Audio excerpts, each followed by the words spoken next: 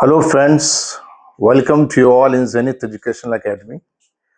So, as we have discussed in the previous video as lectures regarding to the verbs and its functions with the different objects, we have discussed as a direct object, indirect object at the alternative positions of these two objects. Which one comes first in the sentences? And very most important is, it means most important point is that how can we evaluate the function of the verbs taking two or one or no object, and it is totally based on the action or in the activity of the verbs given in a sentence. In the last video we discussed about a ditransitive verbs, means verbs with two objects. Number one is indirect object, number two is direct object, or you can say change the positions of these two objects, direct object and indirect object. So today in this video, I would like to discuss about some verbs we have here used to transfer or change the information or communication, but with the fixed possibilities of these two verbs. As means not all verbs used as the ditransitive verbs to alternative positions of two objects in English language or grammar. So we can see here it means कि in English में कुछ ऐसे verbs होते हैं जिनसे ये clear होता है कि we can use only one structure of the sentence. One structure means we can use followed by indirect object and direct object here. That is the fixed structure.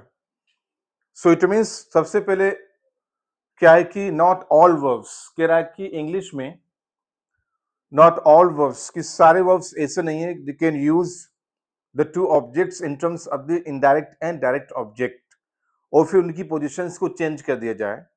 जैसे कि पिछले वीडियो में डिस्कस किया, we have used so many kinds of the ditransitive verbs like give, put, surprise, refuse, offer, pay. Yes, so we have discussed it. So it means now in this video क्या है कि not all verbs to we have referred to use regarding to the transmission of the information regarding to the indirect and direct object, कि सारे verbs English में ऐसा नहीं है जिसमें हम उनकी पोजिशंस को चेंज करें. जैसे कि इनडायरेक्ट ऑब्जेक्ट को पहले यूज किया, फिर डायरेक्ट ऑब्जेक्ट को यूज किया. अब अगर हम उनकी पोजीशंस को चेंज करना चाहें कि डायरेक्ट ऑब्जेक्ट को पहले लाएं और इनडायरेक्ट ऑब्जेक्ट को बाद में लाएं, अगर हमने ऐसा किया तो वो गलत हो जाएगा. It means the fixed structure of the objects based on the some selected verbs. तो ऐसे कौन से वर्ब्स हैं? जैसे कि यहाँ पे है donate, push, carry, explain, suggest और डिस्क्राइब. ये कुछ ऐसे सिलेक्टेड वर्ब्स हैं. तो इसमें क्या है कि इनमें जो ऑब्जेक्ट्स की पोजीशन होगी वो फिक्स्ड रहती है, उसको हम चेंज नहीं कर सकते. We can't change the position of the objects. जैसे कि लास्ट वीडियो में हमने आपको चेंज करके दिखाया कि जब इनडायरेक्ट ऑब्जेक्ट को लास्ट में लाएंगे तो उससे पहले एक प्रीपोजिशन टू या फॉर यूज करते हैं. ठीक है, जब सपोज गिव है, I give you a book, तो यू क्या है? इनडायरेक्ट ऑब्जेक्ट है, और बुक क्या है? डायरेक्ट ऑब्जेक्ट है, जैसे बताया मैंने. अब अगर हम यू जो इनडायरेक्ट ऑब्जेक्ट है उसको सेंटेंस के लास्ट में लाएं तो उससे पहले हमें एक प्रीपोजिशन यूज करनी पड़ेगी, टू या फॉर, दोनों में से कोई एक.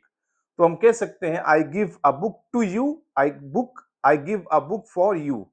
तब देखिए किस तरीके से यू से पहले हमने क्या यूज किया? प्रीपोजिशन टू या फॉर यूज किया. लेकिन कुछ ऐसे वर्ब है इंग्लिश में जिसमें हम ऑब्जेक्ट्स को मूव नहीं कर सकते. ऑब्जेक्ट फिक्स्ड है. अगर हमने मूव किया या उनकी पोजिशंस को चेंज किया, इनडायरेक्ट की जगह डायरेक्ट और डायरेक्ट की जगह इनडायरेक्ट किया, तो वो सेंटेंस गलत हो जाएगा. तो ऐसे वर्ब्स यहाँ पे कौन से, जैसे भी मैंने बताया कि क्या ऐसे वर्ब्स, ये भी डाइट्रांसिटिव वर्ब्स हैं, इनको भी टू ऑब्जेक्ट्स की नीड है, लेकिन इनमें ऑब्जेक्ट्स को मूव नहीं कर सकते. जैसे लास्ट वीडियो में मैंने आपको ऑब्जेक्ट्स को मूव करके दिखाया.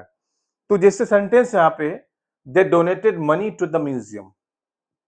दे डोनेटेड, अब देखिए money that is indirect object, direct object sorry, and the museum that is indirect object. अब जस्ट जब हम किसी इनडायरेक्ट ऑब्जेक्ट को, इट मींस कोई नाउन है या प्रोनाउन है जो किसी पर्सन को रेफर करे, या some time noun that is refer to particular place. अब म्यूजियम का है, museum is a particular place. We understood, we have discussed about the different kinds of the ancient things there. So ये जब museum क्या है, indirect object है जिसको sentence के एंड में यूज कर, इसीलिए इससे पहले हमने एक प्रीपोजिशन की यूज कर to. So you can say to is a preposition used before indirect object. और just डाइट्रांसिटिव वर्ब क्या है, डोनेट. डोनेट क्या है, एक ऐसा डाइट्रांसिटिव वर्ब है जिसको दो ऑब्जेक्ट की नीड तो है लेकिन वो दोनों ऑब्जेक्ट फिक्स होंगे. अब डायरेक्ट ऑब्जेक्ट की मनी है, मनी क्या है, ये डायरेक्ट ऑब्जेक्ट है. अब ये देखिए ये सेंटेंस करेक्ट है, they donated money to the museum. अब मनी एंड म्यूजियम को अगर हम चेंज करें इनकी पोजीशंस को, म्यूजियम को पहले लाएं और मनी को बाद में लाएं, तो ये सेंटेंस गलत हो जाएगा. अगर हम इसको मैं ऐसे लिखते, they donated the museum money. अब देखिए they donated verb, again it is a ditransitive verb, लेकिन इसमें क्या हुआ, सेकंड सेंटेंस में हमने ऑब्जेक्ट की पोजीशन को मूव कर दिया. अब इसमें देखिए द म्यूजियम पहले ले लिया और मनी को बाद में ले लिया है. तो इन दिस केस में क्या हुआ कि द म्यूजियम जो है it is a indirect object and money that is a direct object. इस वर्ब के साथ, डोनेट वर्ब के साथ ऐसा नहीं कर सकते, बिकॉज इफ आई से दे डोनेटेड द म्यूजियम मनी, तो that is not a correct sentence. Number one क्या है, ग्रामेटिकल करेक्ट नहीं है. सेकंड क्या है, इसका सेमेंटिकल करेक्ट भी नहीं है. There is no proper sense of this sentence अगर कोई कहे दे डोनेटेड द म्यूजियम, क्योंकि डोनेट मनी किया जाता है बट नॉट म्यूजियम. ठीक है, they donated money to the museum, not they donated museum money. ये करेक्ट सेंटेंस नहीं है, क्योंकि हमने जो है इनडायरेक्ट ऑब्जेक्ट को पहले लिया और डायरेक्ट ऑब्जेक्ट को बाद में ले लिया. तो डोनेट एक ऐसा वर्ब है जिससे दो ऑब्जेक्ट की नीड होगी लेकिन दोनों ऑब्जेक्ट की पोजीशन फिक्स रहेगी. There is no flexibility, there is no need to move. अब इसमें क्या होगा, ऐसे वर्ब में डायरेक्ट ऑब्जेक्ट पहले आएगा और इनडायरेक्ट ऑब्जेक्ट बाद में आएगा. हम ऐसे वर्ब के साथ में इनडायरेक्ट ऑब्जेक्ट पहले नहीं ले सकते. अगर इनडायरेक्ट ऑब्जेक्ट को पहले यूज किया तो उस सेंटेंस का सेंस क्या है, वो डिफरेंट हो जाएगा और ग्रामेटिकल करेक्ट भी नहीं रहेगा. इसी तरह नेक्स्ट है, I pushed the plate to Anna. ठीक है, अब देखिए द प्लेट क्या है, it is a kind of a thing, तो ये हो गया डायरेक्ट ऑब्जेक्ट हो गया. और एना देखिए it is a name of a person, तो हो गया इनडायरेक्ट ऑब्जेक्ट. तो इसीलिए इससे पहले हमने एक प्रीपोजिशन यूज की टू. जैसे मैंने बताया कि डाइट्रांसिटिव वर्ब में क्या है कि जब इनडायरेक्ट ऑब्जेक्ट को हम सेंटेंस के लास्ट में यूज करते हैं तो उससे पहले एक प्रीपोजिशन यूज करते हैं, टू होगी या फोर होगी, दोनों में से कोई एक. तो ये तो क्लियर हो गया. अब पुश जो है ये क्या है, it is a ditransitive verb.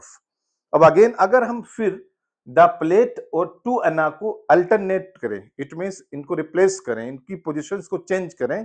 कैसे, I pushed Anna the plate.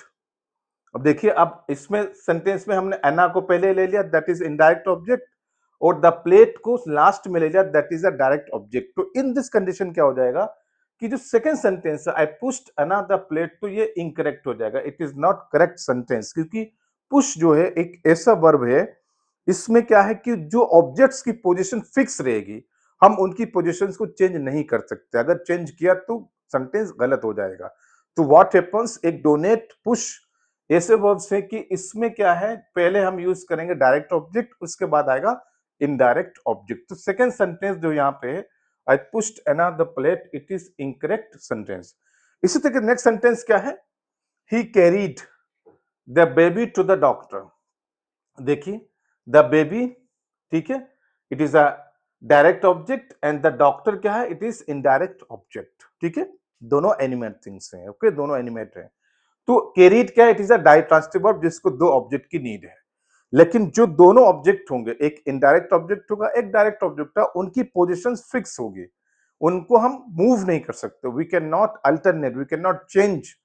ठीक है, तो ये तो करेक्ट सेंटेंस है, carried the baby to the doctor. अगर इसी सेम सेंटेंस को, सेंटेंस सेम हो और ऑब्जेक्ट्स की पोजीशन को चेंज करें, he carried the doctor the baby, he carried the doctor the baby. देखिए हमने डॉक्टर को पहले ले लिया और बेबी को बाद में ले लिया. तो इन दिस क्या है, ये सेंटेंस गलत हो जाएगा, बिकॉज अगेन कि कैरी जो एक ऐसा डाइट्रांसिटिव वर्ब है कि जिसमें ऑब्जेक्ट की पोजीशन फिक्स होती है, जिसको हम फ्लेक्सिबिलिटी नहीं दे सकते हैं. ठीक है, और इनका ही कैरी द डॉक्टर, दैट ये कैरी बेबी को किया जाता है but not doctor, because just opposite the sense of a sentence, we can understood clearly. Next sentence क्या है, I'd like him to explain his decision to us. अब इसमें देखिए कि एक्सप्लेन जो है वर्ब, ये भी again it is a kind of ditransitive verb जिसको दो ऑब्जेक्ट्स की नीड होगी. दो ऑब्जेक्ट कौन सा है, एक है हिज डिसीजन, ये डायरेक्ट ऑब्जेक्ट है, और अस जो है ये क्या है, इनडायरेक्ट ऑब्जेक्ट है। जैसे मैंने बताया आपको, if we are using personal pronouns, ठीक है, एज अ ऑब्जेक्ट, तो वो हमेशा कंसिडर करेगा किसी पर्सन को या प्लेस को, तो उसको हम कह सकते हैं it is a indirect object. So in this condition में क्या है, he I would like him to explain his decisions to us. अब ये तो करेक्ट सेंटेंस है, क्योंकि इसमें पहले डायरेक्ट ऑब्जेक्ट आ रहा है, उसके बाद इनडायरेक्ट ऑब्जेक्ट आ रहा है, और इनडायरेक्ट ऑब्जेक्ट से पहले हमने प्रीपोजिशन टू को यूज किया है। अब हम अगर इन्हीं दोनों ऑब्जेक्ट्स को, एक हिज डिसीजन डायरेक्ट ऑब्जेक्ट और एक अस इनडायरेक्ट ऑब्जेक्ट को चेंज कर दें, अस को पहले लाएं और हिज डिसीजन को बाद में लाएं, तो ये सेंटेंस गलत हो जाएगा। If I say I'd like him to explain us his decision, अब देखिए, I'd like him to explain us his decision। अब देखिए, us जो है वो पहला यूज हो गया, इट इज इनडायरेक्ट ऑब्जेक्ट, और his decision जो है that is a direct object, इसको यूज किया लास्ट में। तो in this function it means according to the grammatical functions, तो ये सेंटेंस क्या है, इनकरेक्ट है, sentence is not correct. So इसी तरीके से हमारे पास और वर्ब्स हैं, जैसे सजेस्ट है, डिस्क्राइब है, same like, donate, explain, carry, push. तो ये ऐसे वर्ब हैं इंग्लिश में, ये डाइट्रांसिटिव वर्ब्स तो हैं, जस्ट लाइक, जैसे गिव है, पुट है, ठीक है, एक्सप्लेन है, जस्ट ऑफर है, रिफ्यूज है, पे है, यस। तो इस तरीके सेंड है, तो ये भी डाइट्रांसिटिव वर्ब्स हैं, लेकिन इन वर्ब्स में जैसे मैंने बताया, send, give, put, yes, describe. So what happens कि इन वर्ब्स में क्या हो सकता है कि जो ऑब्जेक्ट्स होंगे, direct object and indirect object, उनकी पोजीशंस को चेंज कर सकते हैं। कभी डायरेक्ट ऑब्जेक्ट पहले आ जाएगा, कभी इनडायरेक्ट ऑब्जेक्ट पहले आ जाएगा, उस कभी डायरेक्ट ऑब्जेक्ट एंड में आएगा, कभी इनडायरेक्ट ऑब्जेक्ट एंड में आएगा। लेकिन यहाँ पे कुछ ये ऐसे वर्ब्स हैं कि जिसमें ऑब्जेक्ट्स तो दो होंगे इनके बाद, it mean just after ditransitive verb you have two objects, लेकिन वो ऑब्जेक्ट्स की पोजीशन फिक्स हो जाती है, उसको हम चेंज नहीं कर सकते। जैसे एक्सप्लेन का है, पुश का, ये कुछ सिलेक्टेड वर्ब्स होते हैं, नॉट ऑल डाइट्रांसिटिव वर्ब्स। हमने यहाँ पे आपको बताया कि ये कुछ सिलेक्टेड वर्ब्स हैं, जैसे donate, push, explain, carry, suggest, describe. ये कुछ ऐसे वर्ब्स हैं कि जिनमें ऑब्जेक्ट की पोजीशन फिक्स हो जाती है, उनको हम फिर अल्टरनेट नहीं कर सकते, उनकी पोजीशंस को चेंज नहीं कर सकते। सो इट मींस अगर ये वर्ब आपको किसी सेंटेंस में यूज करना है, या किसी कोई सेंटेंस दिया गया है और आपको इस सेंटेंस को सही करना हो, तो डेफिनेटली यू कैन अंडरस्टूड कि अगर इनमें से कोई वर्ब किसी सेंटेंस में है, तो विदाउट एनी कंफ्यूजन आप कर सकते हैं कि सबसे पहले यूज करेंगे डायरेक्ट ऑब्जेक्ट, उसके बाद यूज करेंगे इनडायरेक्ट ऑब्जेक्ट, और इनडायरेक्ट ऑब्जेक्ट से पहले यूज करेंगे प्रीपोजिशन टू और for. So the next topic is we will find out the verbs जिनके पास एक ऑब्जेक्ट हो सकता है, दो ऑब्जेक्ट हो सकता है, कोई ऑब्जेक्ट नहीं हो सकता है। तो that is a very interesting to know it कि क्या इंग्लिश में कुछ ऐसे वर्ब्स हैं जो एक ऑब्जेक्ट भी ले सकते हैं, दो ऑब्जेक्ट भी ले सकते हैं। One object means direct object और indirect object, two object means indirect object as well as direct object, और direct object as well as direct object. तो हम कुछ ऐसे वर्ब्स फाइंड आउट करेंगे कि जिससे ये क्लियर हो जाए कि सम वर्ब्स आर कॉमन, कि वो एक ऑब्जेक्ट भी ले लेते हैं और दो ऑब्जेक्ट्स भी ले सकते हैं। ठीक है, अभी तक हमने डिस्कस किया डाइट्रांसिटिव वर्ब्स की वो ऑलवेज टू ऑब्जेक्ट्स लेंगे, they never took one object, they always took two objects। but now कुछ ऐसे वर्ब्स हम डिस्कस करेंगे जिससे क्लियर होगा कि ये ऐसे वर्ब्स हैं जो या तो एक ऑब्जेक्ट ले सकते हैं, दो ऑब्जेक्ट भी ले सकते हैं। So come to the point here, वो कौन से वर्ब्स हैं, जैसे कि नंबर वन क्या है, आस्क्ड। अब देखिए इसमें क्या है, आई आस्क्ड जेक। अब आस्क जो है, ए एस के, आस्क, आस्क एक ऐसा वर्ब है इंग्लिश में कि वो कभी डायरेक्ट ऑब्जेक्ट ले सकता है, इनडायरेक्ट ऑब्जेक्ट ले सकता है, और दोनों ले सकता है, indirect as well as direct object. Now sentence is I asked Jake. अब देखिए आस्क्ड के पास Jake, it is a name of a person, तो ये हो गया इनडायरेक्ट ऑब्जेक्ट। देखिए इस सेंटेंस में आस्क वर्ब ने इनडायरेक्ट ऑब्जेक्ट लिया है, ठीक है, and it is a correct sentence, it is not incorrect. Next is I asked a question. अब देखिए अ क्वेश्चन क्या है, that is in direct object, ये क्या है, डायरेक्ट ऑब्जेक्ट, क्योंकि it is not consider any person. तो इसीलिए देखा आस्क जो एक ऐसा वर्ब है जिसने दोनों ऑब्जेक्ट ले लिए, इनडायरेक्ट ऑब्जेक्ट भी ले लिया सेपरेट, और डायरेक्ट ऑब्जेक्ट भी सेपरेट ले लिया। अब इसमें देखते हैं कि अगेन सेम वर्ब है लेकिन ये दोनों ऑब्जेक्ट एक साथ ले सकता है, इनडायरेक्ट वर्सेस डायरेक्ट ऑब्जेक्ट। देखिए आई आस्क्ड, देखिए आस्क्ड जेक अ क्वेश्चन, मैंने दोनों ऑब्जेक्ट यूज कर लिया है।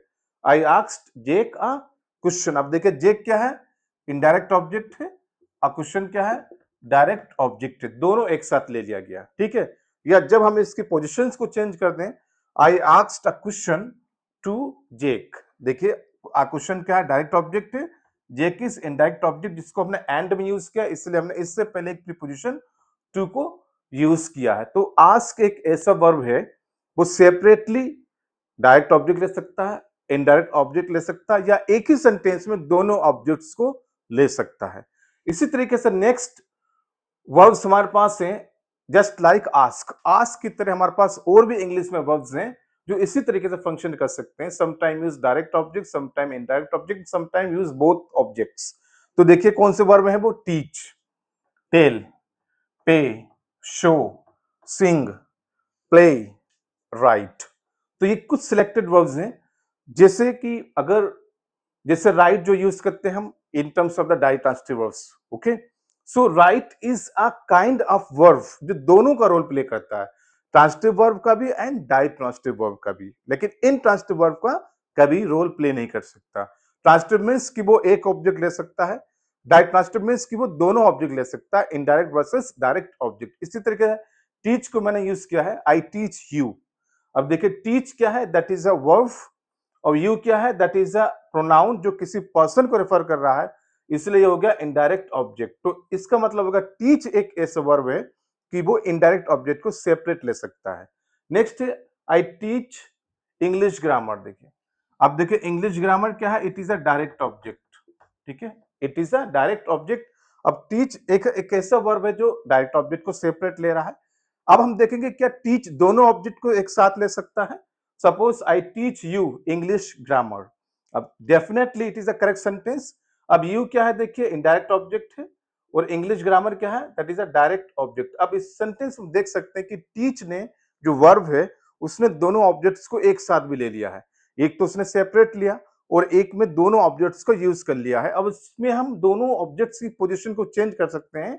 आई can say I teach English grammar to you, तो I teach English grammar that is a direct object, और यू जो लास्ट में यूज किया है that is a pronoun consider to person, indirect object, इसीलिए इससे पहले हमने एक प्रीपोजिशन यूज किया टू। सो इसी तरीके से देखिए यहाँ पे और भी वर्ब्स हैं, टेल, टेल, पे, show, Singh, play, right.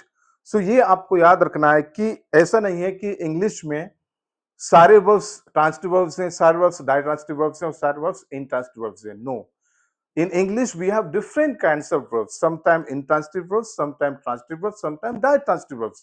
Or sometimes what happens, we have a verbs play the role of a common functions. Common functions means कभी वो indirect object को separate ले लेते हैं, कभी direct object को separate लेते हैं, कभी दोनों objects को एक साथ use कर सकते हैं in a sentence as we have discussed here. तो इसीलिए इसके कहते हैं one object और two objects. तो don't confuse, ये कुछ ऐसे verbs हमारे पास हैं, yes we have discussed here, जैसे teach, tell, show, pay, write, something else. तो it means कि English is a very functional language, we have to understood it in a definite way.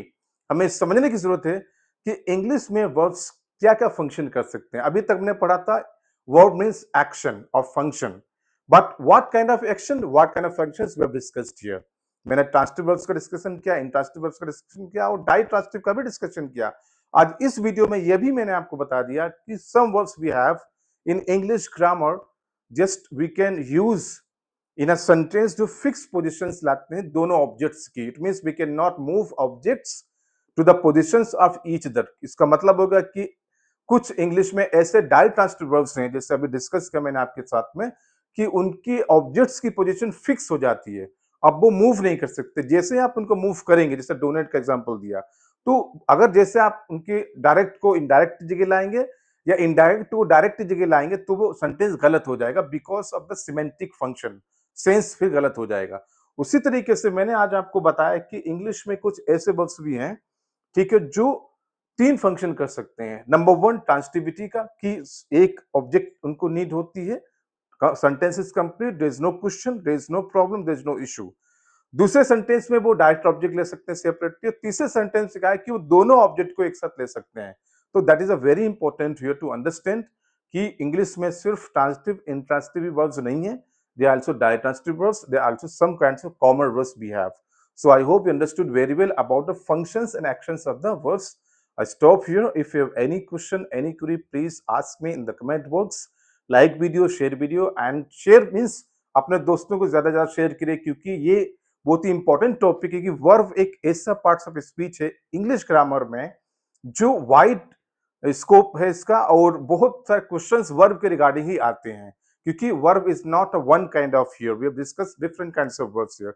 तो इसको ज्यादा शेयर करें अपने फ्रेंड्स को, जिससे कि वो एक एक प्रॉपर वे में समझ सकें कि what is actual verb is. So and इसको अपने दोस्तों के साथ, कलीग के साथ ये शेयर करिए और दूसरों तक इस वीडियो को पहुंचाइए, जिससे कि वो अच्छे से लर्निंग कर सकें regarding to the English language and grammar. So I stop here. Thank you so much.